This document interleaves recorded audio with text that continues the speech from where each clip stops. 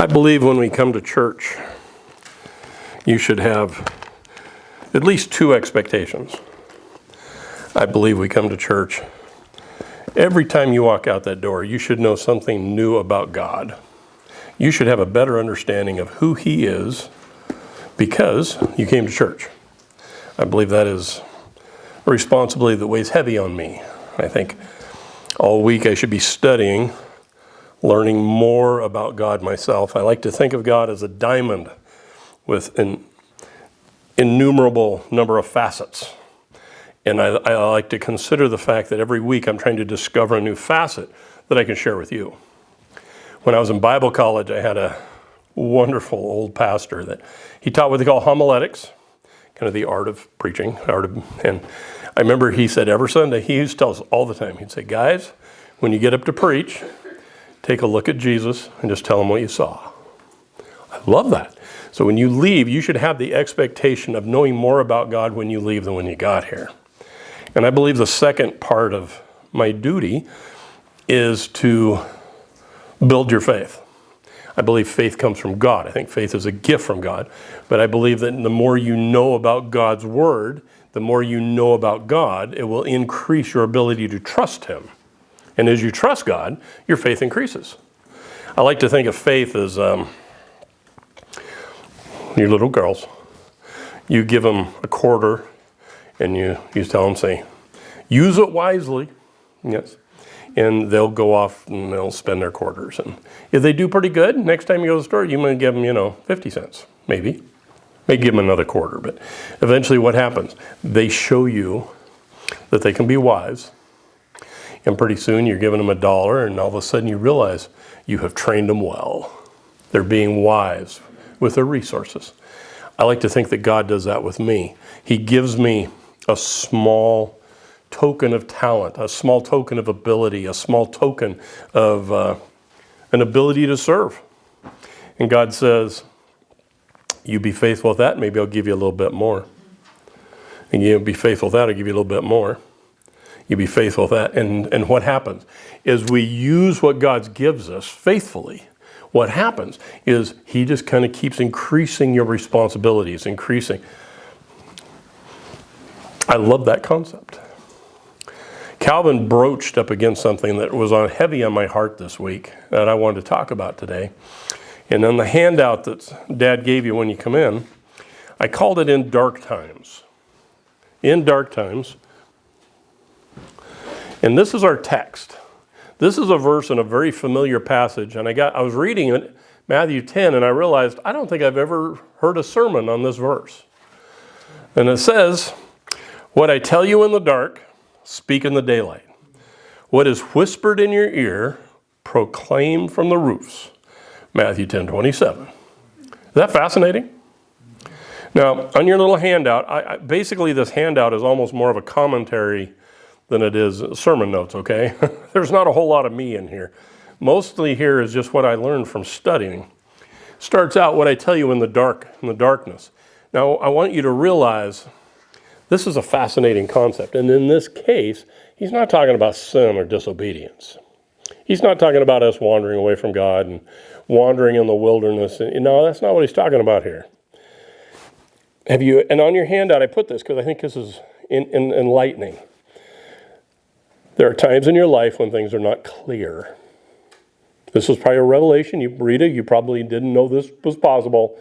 There are gray things in life, I remember when I went to boot camp, everything was black and white.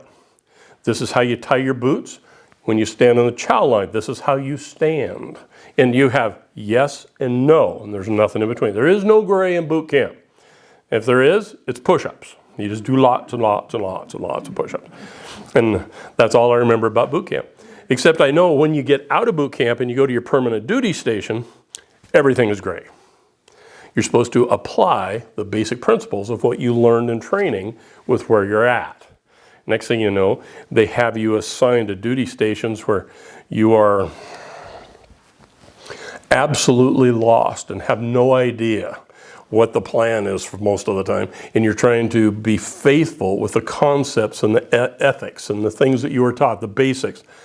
I love that. In the dark, I saw a Facebook meme here not long ago, and it said the teacher is always silent during the test. This dark is sometimes what I consider a test. The dark is where Katie and I sat with a dear friend last night. That was a hard night. She did nothing. I mean, there was no sin involved here. She didn't have failure in any way. It was just a hard night. And we sat there and we made her laugh and we cried with her and we're just there. That was a time of darkness. And as of this moment, she still has no idea how all this is going to turn out. She is wandering in the dark right now.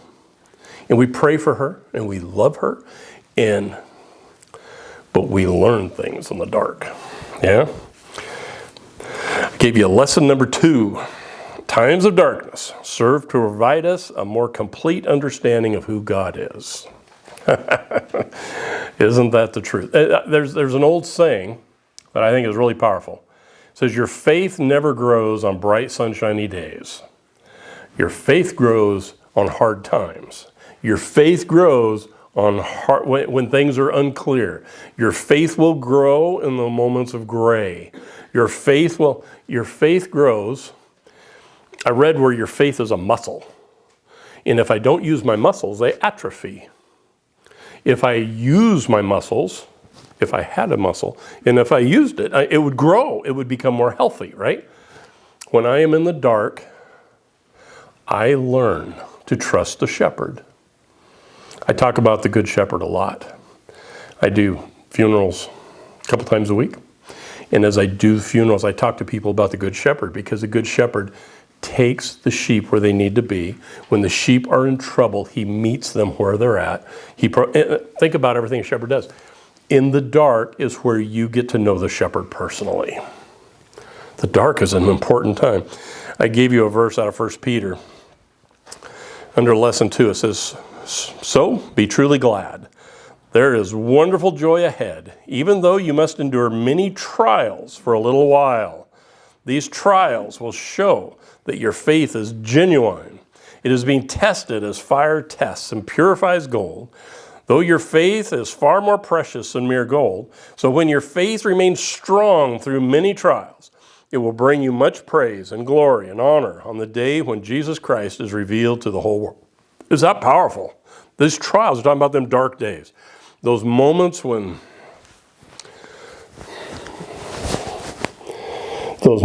you honestly do not know where to reach out to.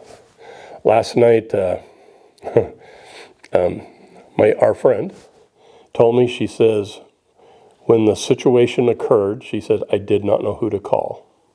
She says, when the situation occurred, it was so dark and it was so devastating and so overwhelming. She said, my mind shut down. And she just told her daughter to call me. She said, call Shane. In that darkness, she reached out for her pastor. That's where her faith took her. And when she comes out of this, and she will, as she comes out of this, she will recognize the fact that she was never alone. We were with her, but the truth is the Good Shepherd was with her. And I will have the opportunity to sit down and kind of walk through what happens behind the scenes. One of my favorite books, a guy named Frank Peretti wrote, This Present Darkness. Love this book. It's just a snapshot. It's a novel, but it's a snapshot of what he envisions spiritual warfare looks like behind the scenes. Talks about angels and demons and the battles going on behind the scenes and how. And I read that book about once a year because I need to be reminded that this is not a job, that this is not my career, that this is a calling.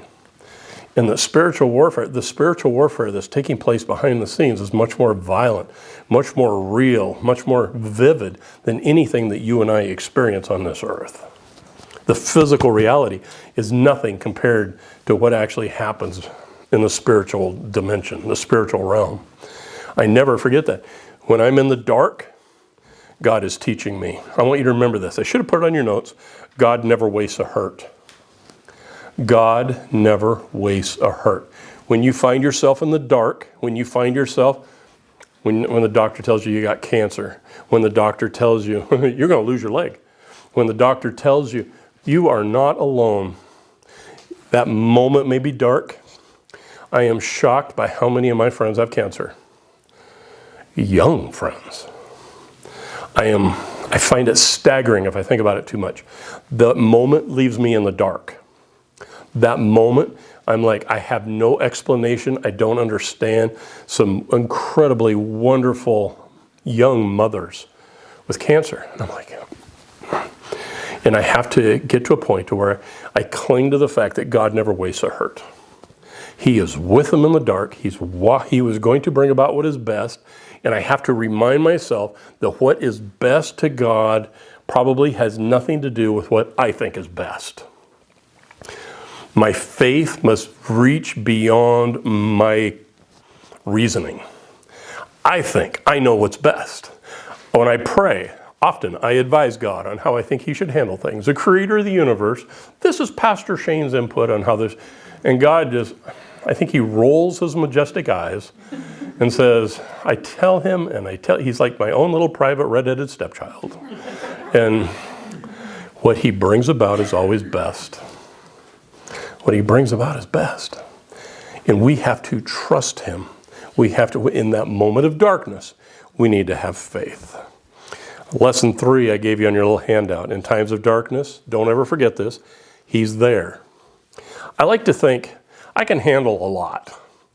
I like to think that I can keep moving forward. Why? Because I'm a really stubborn guy. Okay, that was supposed to be funny. I can handle a lot, but I'll tell you what, I can handle a lot more if I know I'm not alone. Military, we go into some frightful situations. Why? Because we're going as a unit. You don't go alone. No, you go in as a team. You go in as a band. You go in as a unit, and you have jobs, and you're trained, and you trust the people you're moving with. Keep going. Law enforcement, we had the same thing, and you keep going.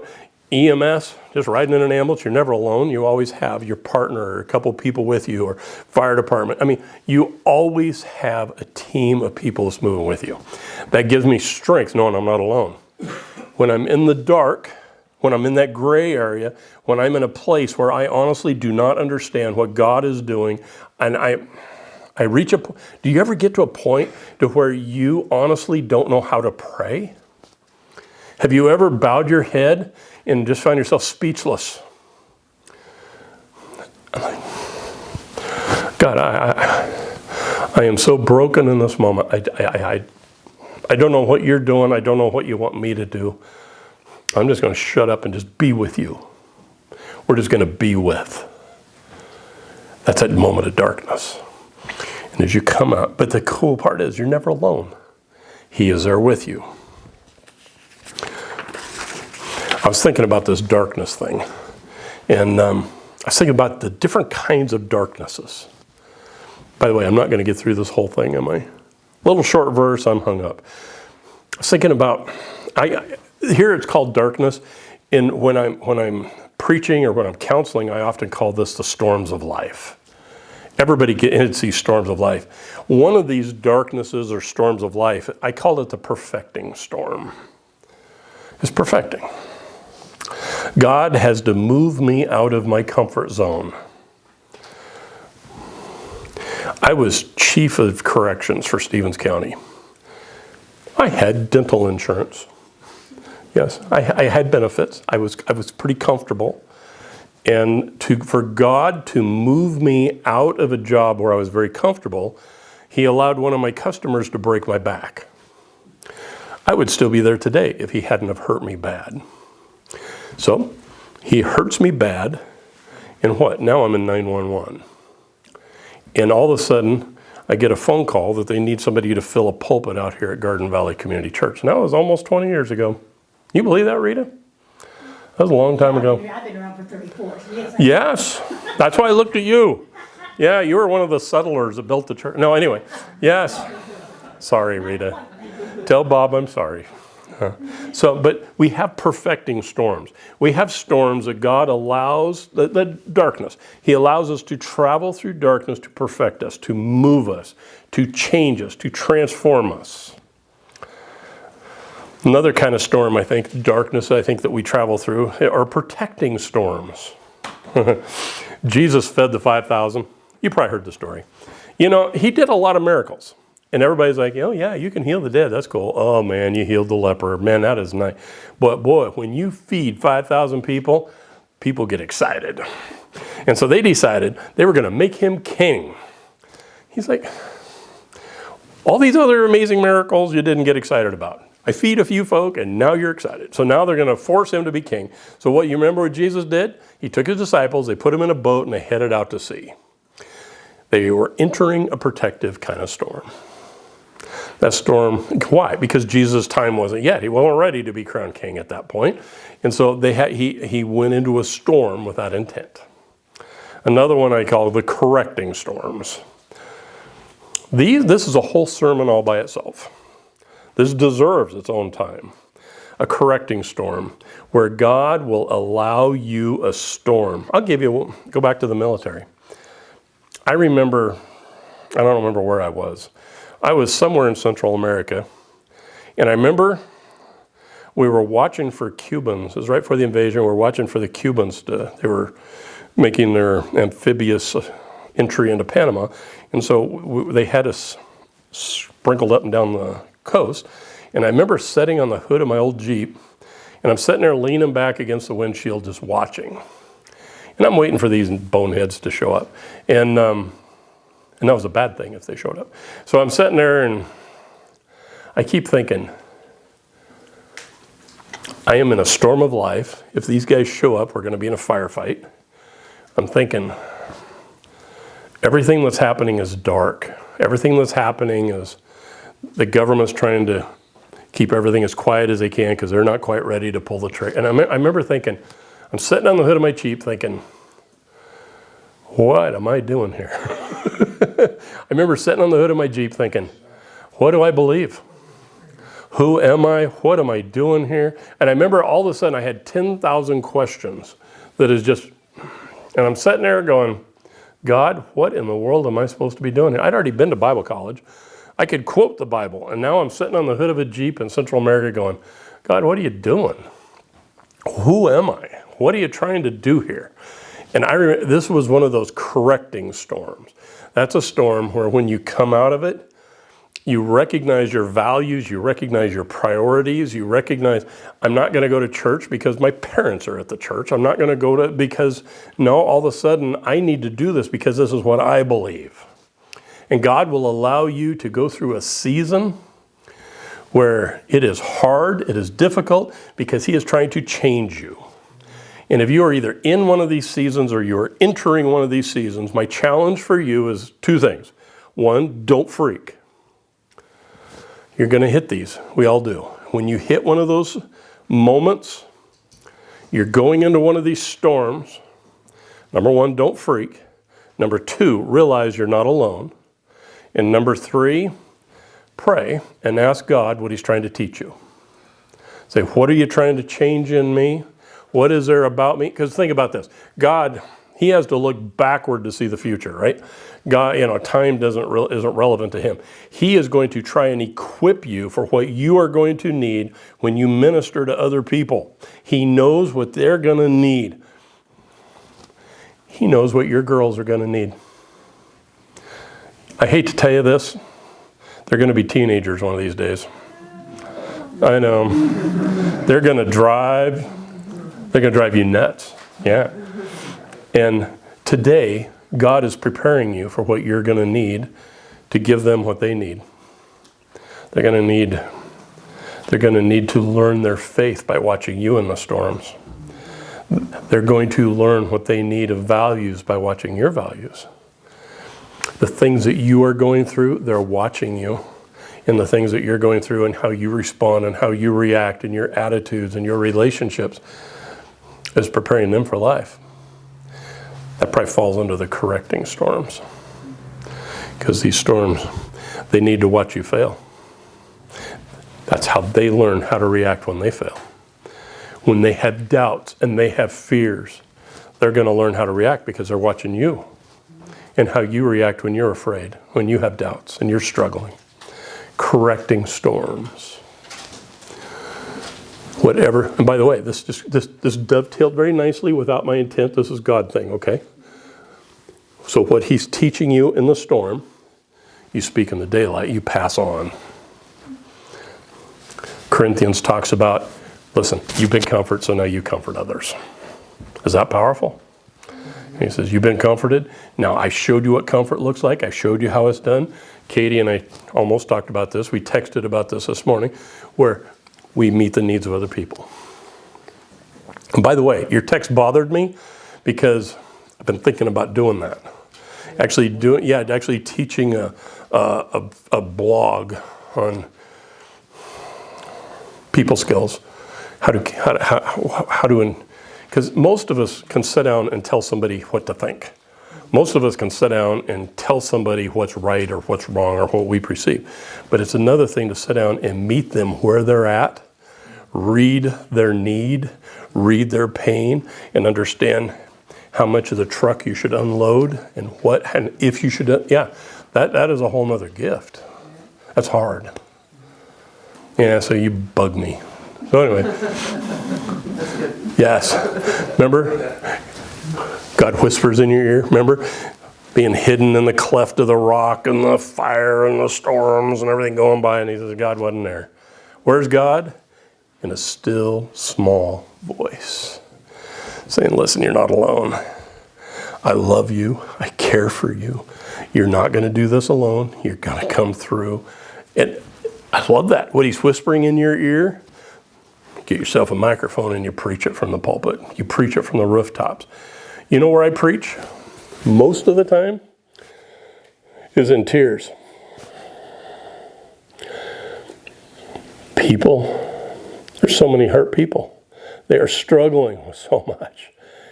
You go to funerals, and I tell them, what I've learned in the dark, I speak in the light. What do I tell them? Say, there's a new reality. You've suffered a loss. Those tears are not wasted. They're an expression of your heart song. Your tears, your pain is nothing more than your soul expressing your loss of a dear, precious relationship. I do most of this with people grieving. Why? Because that's a ministry that he often gives me. I'm going to proclaim from the rooftops about the Good Shepherd and how much he cares for his sheep and how they are never alone and how he's going to take care of them. And that, my friends, that's a powerful verse. The one thing I want to just touch on as I leave this. Christianity is not something you put in a can and sit on the can. Christianity is about being the hands and feet of Christ, knowing him and sharing him with other people. You share his love with other people. You share his unity with other people. You share his truth with other people. And as you plant the seeds of Jesus Christ and his truth in people's hearts and in their minds, he will do the heavy lifting and bring it to fruition. Yeah? Oh, come on. I love you, Lord, and I lift my voice to worship you. Oh, my soul, rejoice. Take joy, my King, in what you hear. May it be a sweet, sweet sound in your ear. Dad, would you please close?